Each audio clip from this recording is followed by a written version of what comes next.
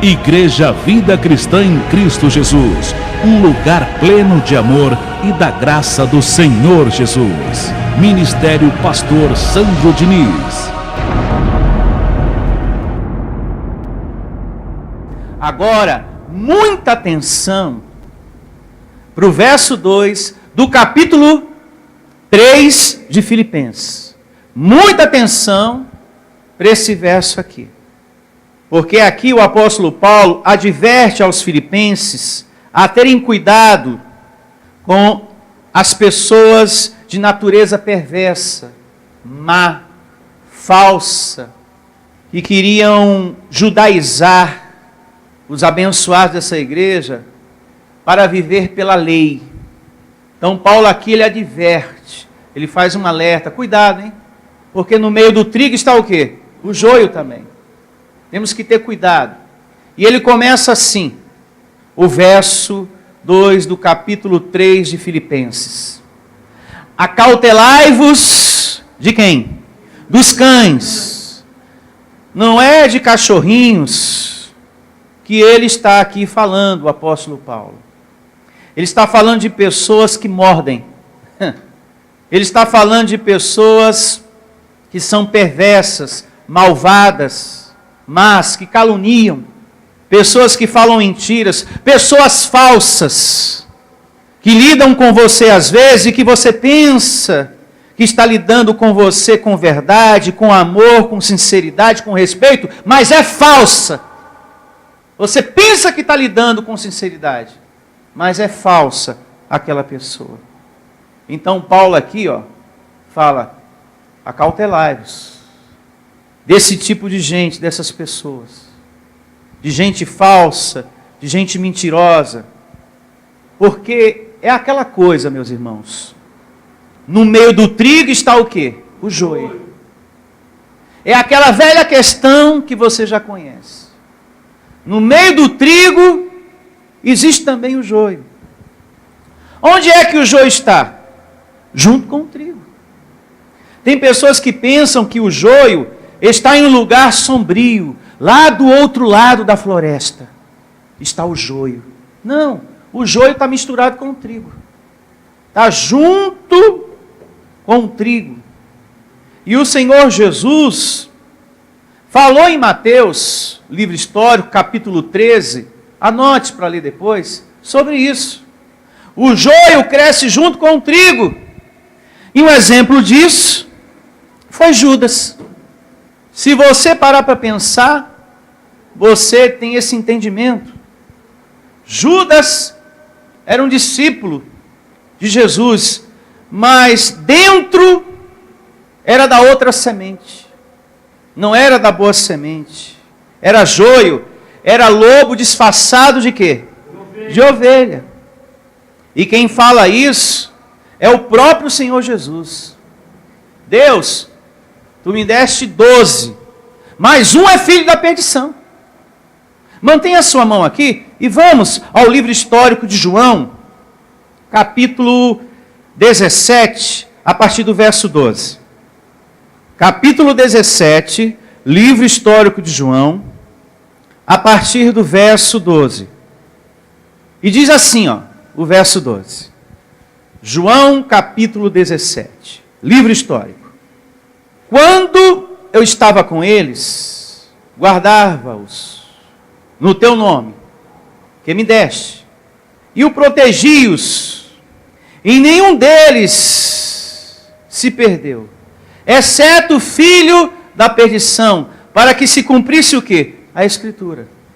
Veja que as duas sementes estão misturadas, elas crescem junto com o trigo. E quem era esse filho da perdição? Judas. Veja que cresce junto. E se você pesquisar, você vai ver que o joio, a planta joio, parece com o trigo. As duas plantas se parecem. Mas só o trigo dá fruto. O joio não. Só o trigo dá fruto. Os discípulos do Senhor Jesus operaram milagres? Expulsaram demônios? Curaram muitas pessoas? E Judas estava no meio deles. Então quem é da outra semente também faz milagres. Nossa, pastor, que assunto sério, porque Judas curou pessoas. Ele expulsou demônios. Mas Jesus diz aqui, pastor, segundo o que lemos agora, era filho da perdição. Até quem é joio faz milagres. Até quem é lobo abençoado cura. Porque Judas curou. Assim como os outros discípulos. Jesus deu a missão para os discípulos, vão curando aí as pessoas, em nome do meu Pai, expulsando os demônios. E Judas estava no meio. Até quem é da outra semente, cura. Até quem é da outra semente, realiza milagres. Evangeliza. Até quem é da outra semente pode estar usando gravata, pode estar com o microfone na mão. Atenção, igreja. Quem é da outra semente também oferta. Caim era da outra semente e ofertou. O primeiro livro de João, capítulo 3, verso 12, diz que Caim era do maligno.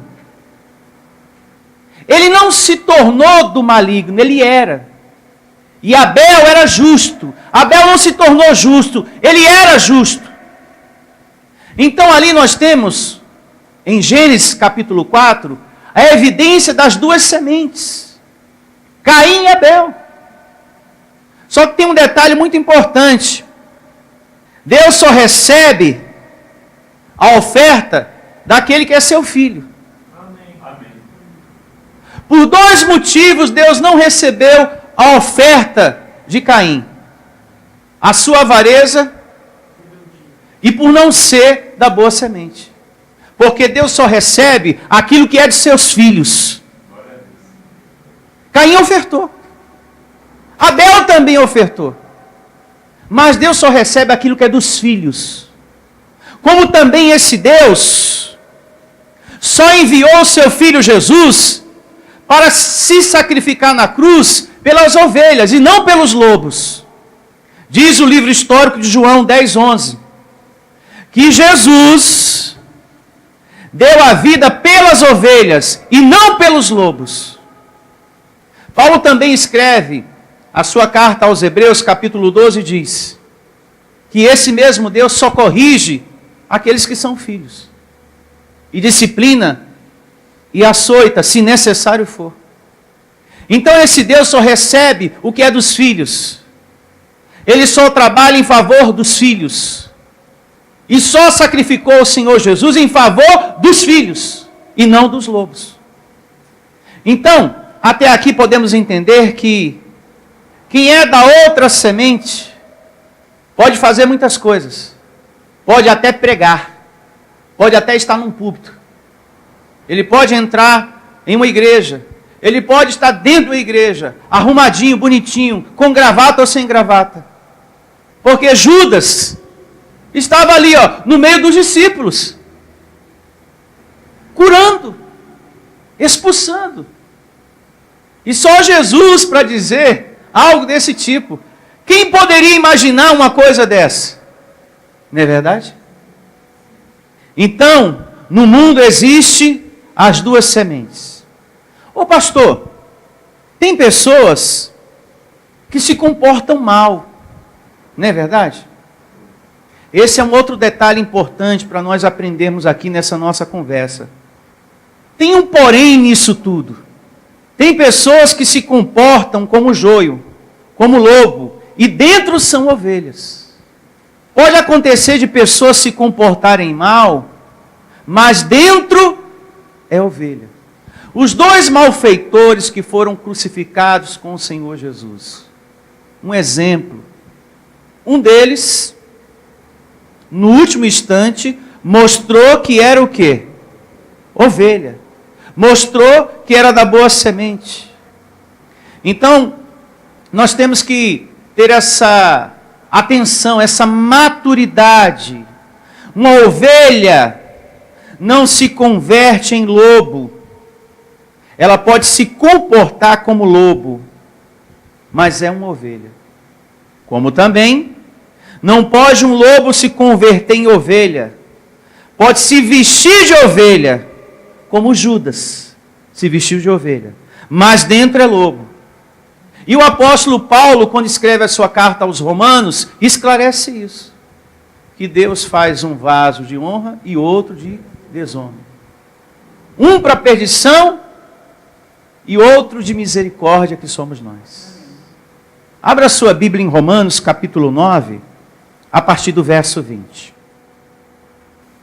E começa assim, Romanos, capítulo 9, a partir do verso 20. Quem és tu, homem, para discutires com quem? Com Deus. Porventura pode o objeto perguntar a quem o fez, por que me fizeste assim? Deus tem soberania para isso? Sim. Sim, tem sim. Verso 21. Ou não tem o olheiro direito sobre a massa, para do mesmo barro fazer um vaso para honra e outro para desonra? Que diremos, pois, se Deus, querendo mostrar a sua ira e dar ao conhecer o seu poder, suportou com muita paciência os vasos de ira preparados para a salvação? Não, preparados para a perdição. Deus tem poder para isso? Tem, Deus tem poder para isso. Deus, na sua soberania, criou as duas sementes. Deus, na sua soberania, fez o filho da perdição. Foi ele que estabeleceu. Não foi o diabo não, pastor? Não. Está aqui, ó. O vaso de honra e o vaso de perdição.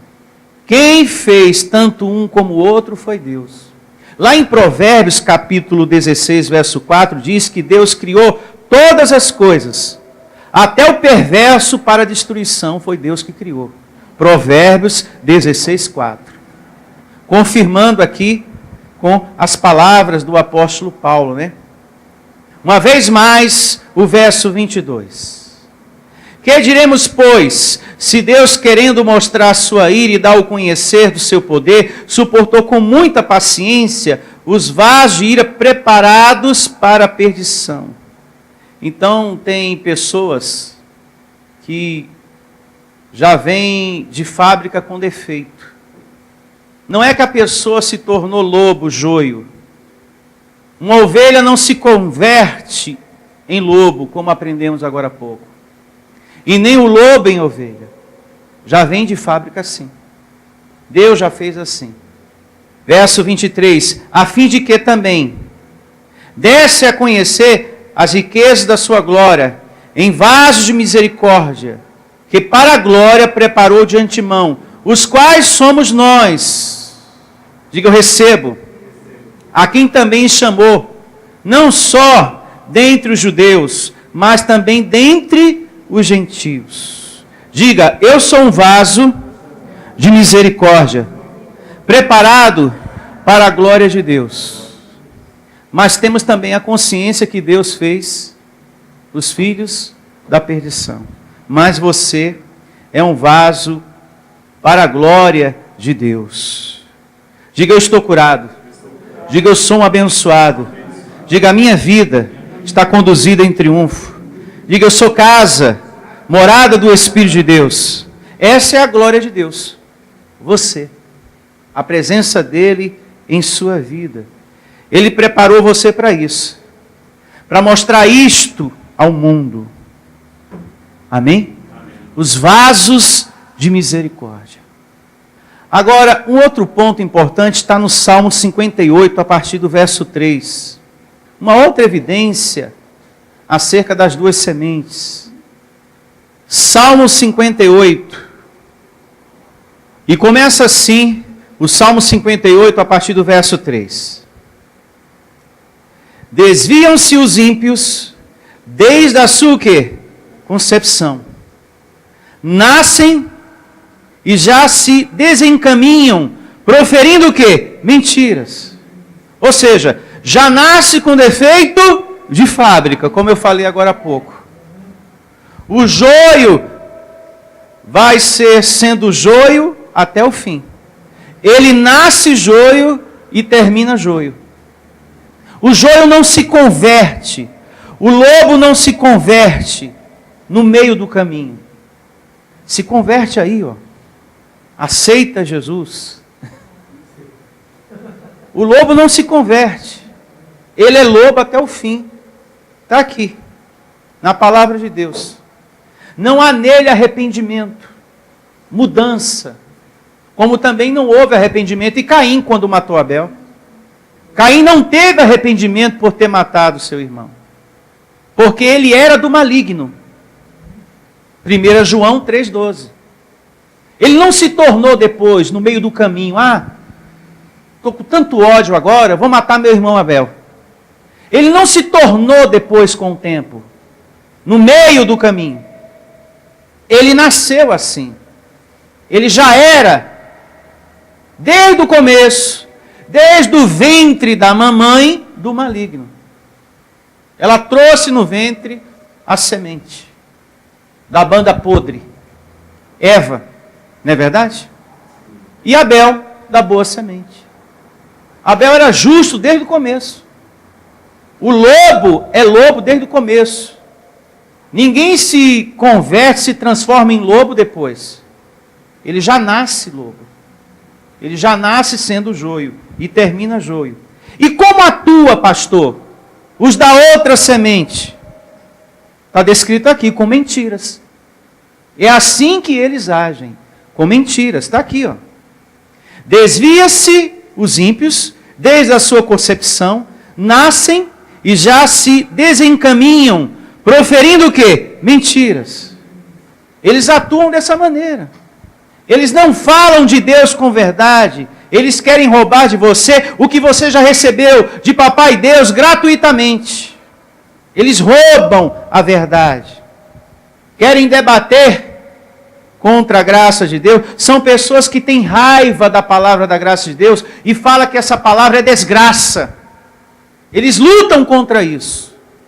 Porque eles não têm ouvido de ovelha para entender isso. Só tem orelha. Lobo só tem orelha, não tem ouvido de ovelha. E Paulo diz, a fé não é de todos. A fé é só para aquele que é ovelha. Amém, igreja? Amém. Olha o que diz o verso 4 do capítulo 58 do livro de Salmos. Seguindo aqui, ó. Eles não têm a capacidade de entender o Evangelho. Só quem tem a capacidade de entender o Evangelho é aquele que é filho. Se é filho, entende. E aqui diz, tem peçonha, ou seja, veneno, semelhante à peçonha da serpente, são como a víbora surda que tapa os ouvidos para não ouvir a voz dos encantadores, dos mais fascinantes encantamentos. O encantador pode ser o máximo, pode ter uma habilidade tremenda, mas mesmo assim, não consegue ouvir, não consegue entender. Porque não foi predestinado para entender. Porque não foi colocado nesse mundo para ouvir, para receber a palavra espiritual. Nem todos os abençoados têm a capacidade de crer naquilo que você crê. Só quem é filho. Só quem é filho. Porque, repito uma vez mais, a fé não é de todos. Só quem é trigo, só quem é árvore boa, os que são da boa semente, têm a capacidade de entender. Tem uma parte aí fora, e não sabemos quem é, porque nós não estamos aqui para julgar, nós não estamos aqui para sair catando quem é trigo e quem é joio. Existe uma parte aí, a nível de conhecimento, e Deus quer que você saiba sobre isso, tem entendimento disso. Existe uma parte por aí que a verdade, a fé, o espiritual não é para eles. Eles nunca vão entender isso. Que você entende, que você crê. Eles nunca vão compreender, porque não são filhos. E Jesus falou sobre isso. Não vão compreender, nunca vão crer. Porque não tem ouvido de ovelha para crer. Veja o que diz João capítulo 10, verso 24. João, livro histórico, o capítulo é o 10, o verso é o 24. E assim diz o livro histórico de João, capítulo 10, a partir do verso 24. Rodearam-no, pois, os judeus, e o interpelaram, perguntaram, até quando nos deixarás a mente em suspenso, em dúvida. Se tu és o Cristo, dize-o francamente. Respondeu-lhe Jesus: já vos disse, e não credes, porque Jesus já havia falado muito acerca do Pai, o sermão da montanha, ele já tinha ensinado muitas coisas, operado milagres, etc, etc. Já vos disse, e não credes. As obras que eu faço em nome do meu Pai testifica a meu respeito. Mas vós não credes, porque não sois das minhas o quê? Ovelhas. Jesus ensinou, operou vários milagres, fez muita coisa em nome de Deus. E muitos não creram em Jesus. Olha, para resumir essa história, essa questão, essa interrogação, essa dúvida de vocês, se alguns não creram no que eu fiz, no que eu ensinei até agora, é porque vocês não são das minhas ovelhas. Para um bom entendedor, um pingo basta. Quantos aqui acreditam no que o Evangelho diz a seu respeito? Diga amém. Amém. Quantos aqui acreditam que são abençoados, salvos pelo sacrifício de Cristo Jesus, propriedade exclusiva desse Deus? Quantos aqui acreditam em tudo isso que o Evangelho diz ao seu respeito? Diga graças a Deus. Graças a Deus. Então você é ovelha. Amém. Você é ovelha. E você tem que ter certeza disso. Você precisa ter certeza que você é uma ovelha.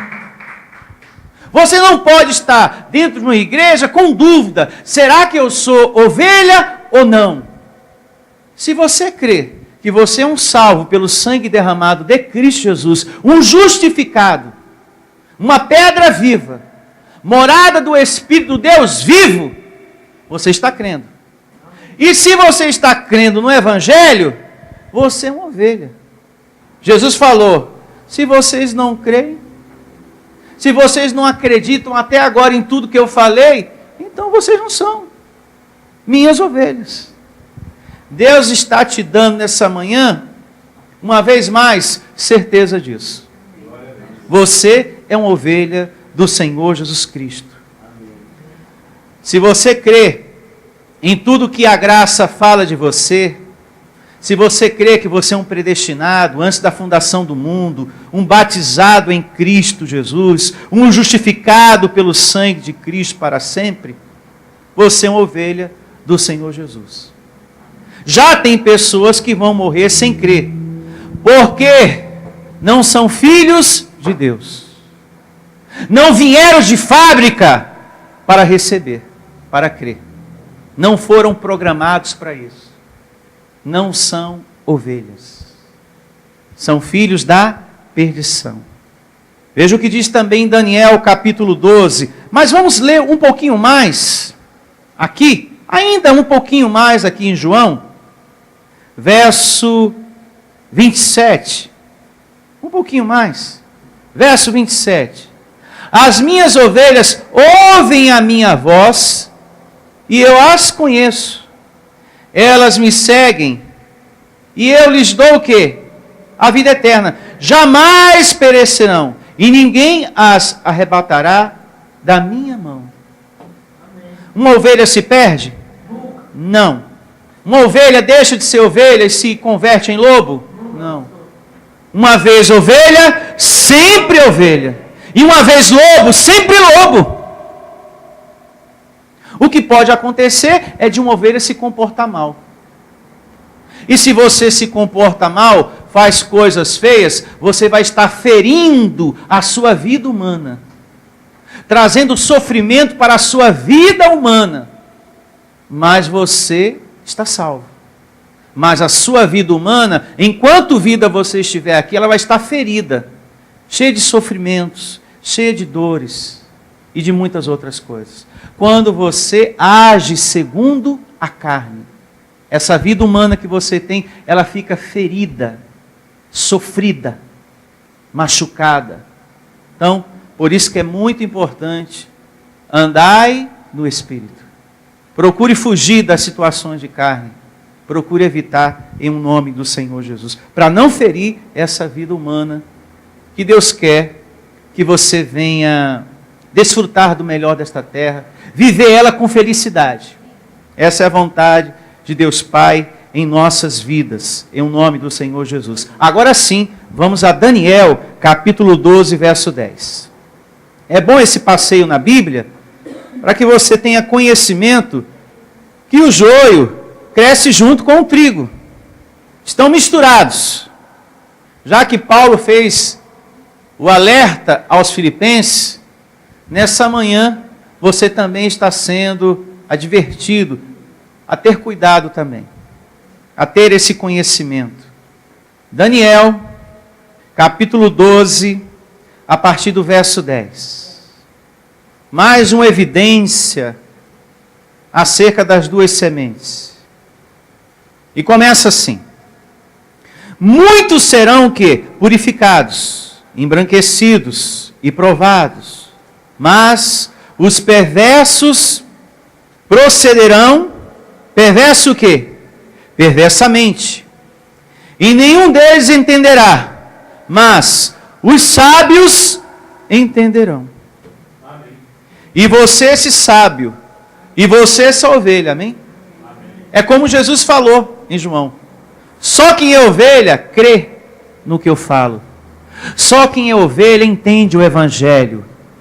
Porque a fé não é de todos. Porque Deus fez a separação das duas sementes. Você é filho, e como filho tem ouvido de ovelha. Aí você consegue entender. O lobo não, é só a orelha. Guarde isso. Não se esqueça disso. Agora, voltemos todos à carta de Paulo aos Filipenses, capítulo 3, a partir do verso 2. 3:2. Acautelai-vos dos cães, acautelai-vos dos maus obreiros, acautelai-vos da falsa circuncisão. Então, o apóstolo Paulo aqui alerta os filipenses acerca de um grupo de pessoas, e que nesse grupo, ele descreve que havia o quê? Pessoas perversas, más, falsas, pessoas que falavam mentiras.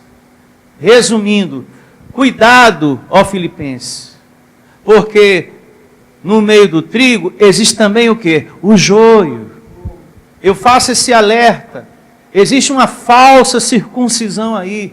Tem pessoas querendo judaizar vocês, querendo levar vocês para a lei, querendo que vocês vivam pelos rituais da lei, que vocês voltem aos costumes da lei de Moisés, lavamentos, guardamento de dias, sacrifícios, jejuns, Páscoa judaica.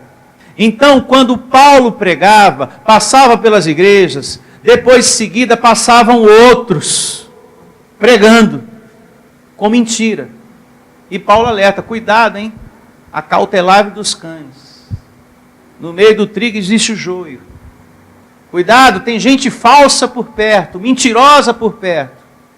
Não devemos julgar, mas fico alerta. Cuidado, porque são pessoas que querem tirar você da verdade e colocar a sua vida de novo na mentira. Tirar você da graça e colocar você na lei. Ensinamento de coisas que não é da graça de Deus. Tinha gente querendo passar isso para a igreja dos filipenses. Ensinamento que não era da graça. E Paulo diz: dessa turma, acautelai-vos. Cuidado. Seguindo, vejamos aqui o verso 5, né?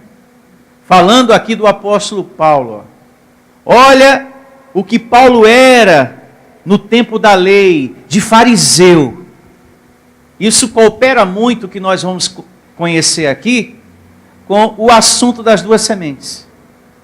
Porque Paulo teve um comportamento horrível antes da sua conversão. Quem olhasse para ele diria: esse é um filho da perdição. Porque o homem é perverso demais. Ele perseguiu os cristãos, os discípulos de Jesus, para matar, para prender, de forma terrível. Se ele estivesse vivo nos dias de hoje, você diria, esse aí é um filho da perdição. Olha, pastor, não é julgando não, mas Paulo é um lobo.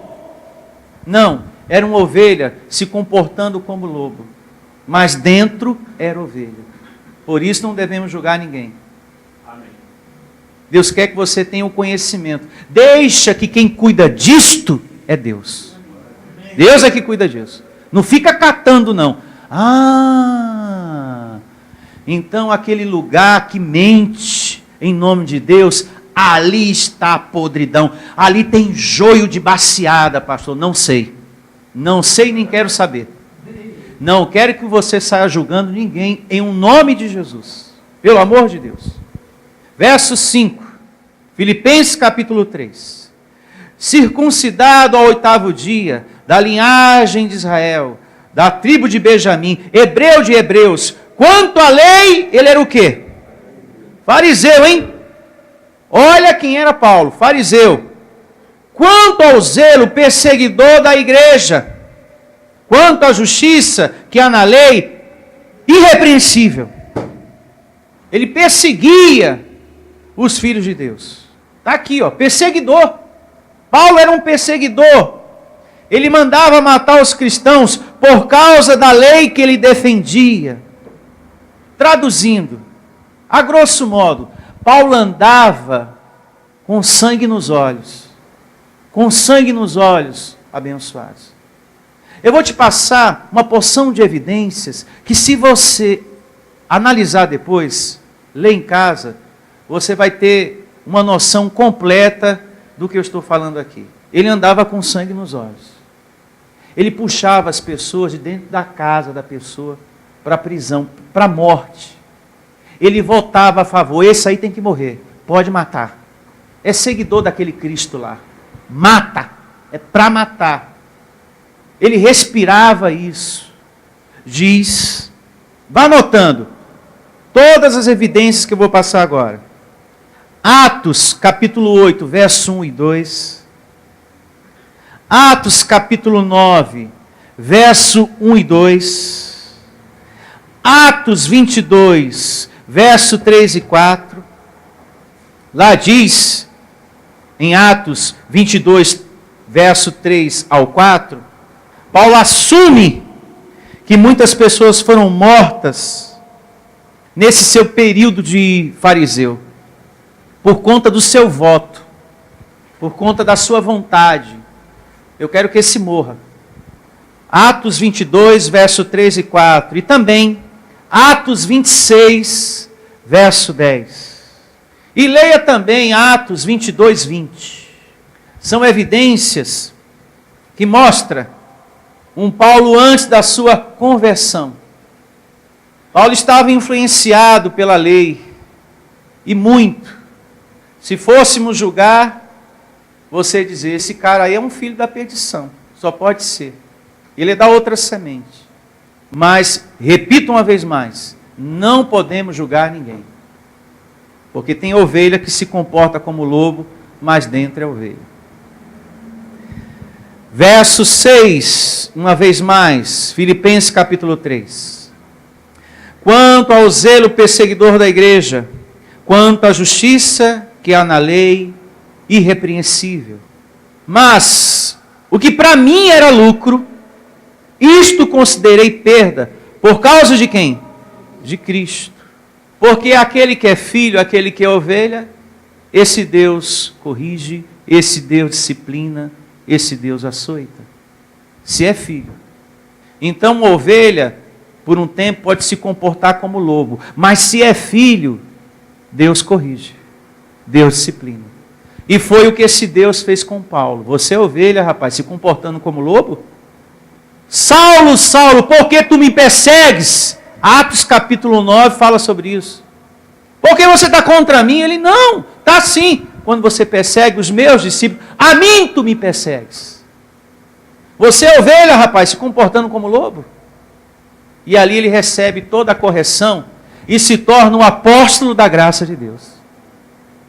E o que para ele era lucro, ele troca tudo aquilo pela revelação do Evangelho, a posição de homem religioso, dedicado à lei, todo o seu prestígio, a glória do homem, né? Os elogios, a sua posição no sinédrio judaico, tudo aquilo, tudo, ele deixa por amor a Cristo, por amor ao Evangelho, e passa a ser o servo da graça de Deus. Quando você recebe a palavra da graça de Deus, não pode haver mais em você nem um pedacinho da lei. Nem um pedacinho. Amém? Então, quando Paulo recebeu a revelação da graça de Deus, ele considerou tudo aquilo como lixo. Ele virou a página. A partir de hoje eu não quero nada daquele velho homem. Eu não quero mais nada da lei na minha vida. Então, quando a graça de Cristo é revelada para a gente, não pode ter mais nenhum pedacinho da lei, nenhum objeto, nem as pregações. Tem que ser tudo jogado fora. Aquela arquinha da aliança na estante, aquele sal, aquele objeto que te deram um dia, tudo aquilo você tem que jogar fora. Tudo.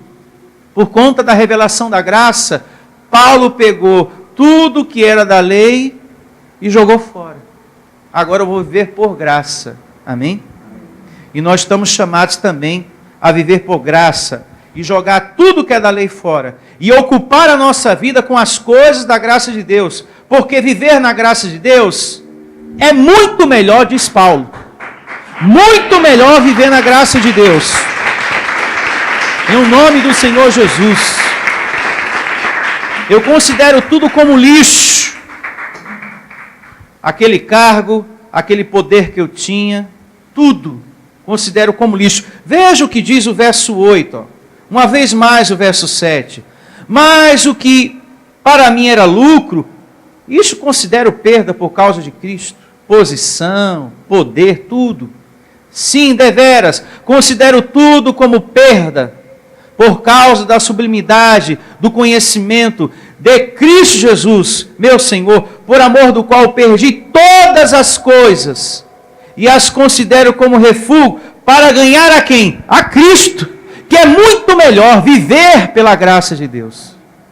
Porque aí você vive como um filho de Deus mesmo, livre do jugo pesado, da condenação do homem, das palavras de morte, palavras de medo, de diabo e demônio, inferno o tempo todo, como você um dia passou. Diga, eu tenho a mente de Cristo. Tem pessoas, e eu me dirijo agora às muitas que estão me ouvindo, tem pessoas que se comunicam com a gente através de e-mail, através das redes sociais. Olha, pastor, eu gosto muito da palavra da graça. É uma palavra muito boa, viu? Mas eu gosto mesmo. Elogia, né, pastor Heraldo? Olha, eu vi a pregação aqui pela internet, olha, muito boa. Graças a Deus, muito obrigado e que Deus continue sempre te usando. Eu sempre recebo palavras assim, graças a Deus. Só que depois a pessoa, olha, mas só, pastor, que aqui na minha igreja eu tenho um cargo, eu tenho uma posição, né? Eu sou ministro do louvor, eu ocupo uma posição de pastor, de obreiro, e na minha igreja é tudo dourado, né? Tem um estacionamento bem grandão, eu tenho acesso aos políticos, eu posso entrar na sala dos bispos, né? Aqui eu tenho esse privilégio, né? De entrar na sala do meu bispo, né? Do meu bispo. Então aqui, na minha igreja, é tudo tão bonito. Paulo trocou tudo isso, considerou tudo isso como perda, por causa de quem? De Cristo. A fim de ser achado em Cristo, para receber o conhecimento da graça de Deus. Tem pessoas que não saem do sistema religioso por causa da sua posição. Ela acha a palavra da graça de Deus uma palavra maravilhosa, bonita, boa, mas que está preso a um cargo, a uma posição, a uma situação. É que aqui, pastor, o tecladista, ele toca tão bonito, ele canta tão bem, e aqui estão os meus amigos, né? E se eu sair daqui, né, como é que vou ficar sem o tecladista, não vou mais ouvir a voz dele? Você tem que jogar tudo fora para ser servo de Cristo e deixar de ser servo de quem? De homens. Essa é uma luta que muitas pessoas precisam vencer. É uma luta do espírito contra a carne, viu? Porque a carne milita muito. A pessoa sabe da verdade, mas ela está presa a situações. E então, eu ouvi o CD que você me deu. Olha, a palavra é muito linda lá da sua igreja, Vida Cristã em Cristo Jesus. Mas só que aqui, na minha igreja, eu dou aula dominical. Eu tenho uma posição, eu dou aula dominical. Então, realmente está tudo certo que o seu pastor prega. Tem muita coisa errada na minha igreja mesmo, viu? Tem muita coisa aqui que não está legal. Mas aqui eu tenho uma posição. E qual é o mandamento da graça de Deus? Jogar tudo fora. Para ser servo de quem? De Cristo. Porque enquanto você permanece nessa situação, sabendo que o lugar que você está não está pregando a palavra de Deus com verdade, diga com verdade, você não é servo de Cristo e nem convertido é. Porque Paulo diz na carta aos Coríntios que quando o véu ainda não é retirado, a lei da sua vida, nem convertido você é. Amém. É uma palavra dura, né? Mas está na Bíblia. Amém. Se o véu da lei não for retirado, o véu. Se você não passa a adorar Cristo em espírito e deixar de pensar que Ele é uma porta, aí eu passei pelas 12 portas, porque disseram que Jesus é a porta. Enquanto você não deixar de acreditar nisso, o véu ainda não foi retirado. Agora, quando você deixar de acreditar nisso, e passar a acreditar que Jesus é Espírito e não a porta, o véu foi retirado. Então você se tornou um convertido. Um convertido.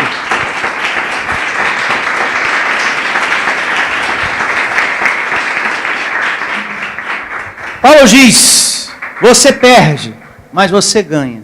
Perde entre aspas, porque na graça de Deus tem coisa melhor para você. Uma vida de filho de Deus. Aonde você serve a Deus em espírito e em verdade, aonde você é feliz e se alimenta da verdade. Vale a pena você viver na graça do Senhor Jesus. Porque aqui Ele alimenta o seu espírito para valer, em nome de Jesus. Igreja Vida Cristã em Cristo Jesus, a resposta do amor de Deus para você. Ministério Pastor Sandro Diniz.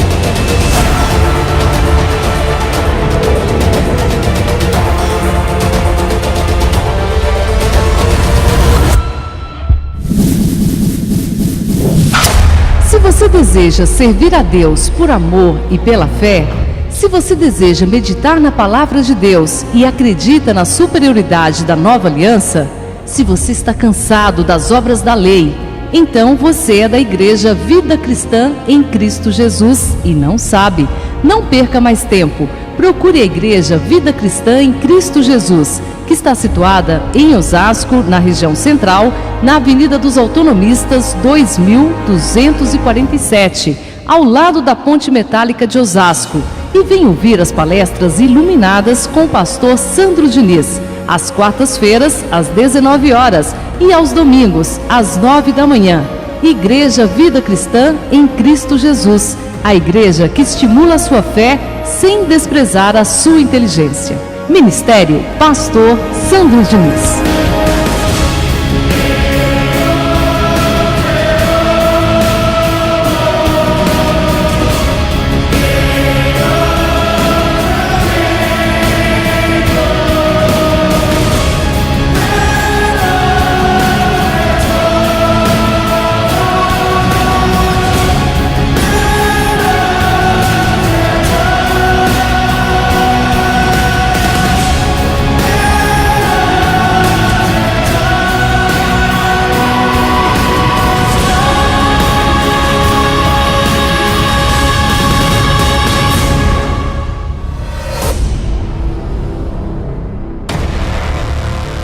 Igreja Vida Cristã em Cristo Jesus, a igreja que estimula a sua fé sem desprezar a sua inteligência. Ministério Pastor Sandro Diniz.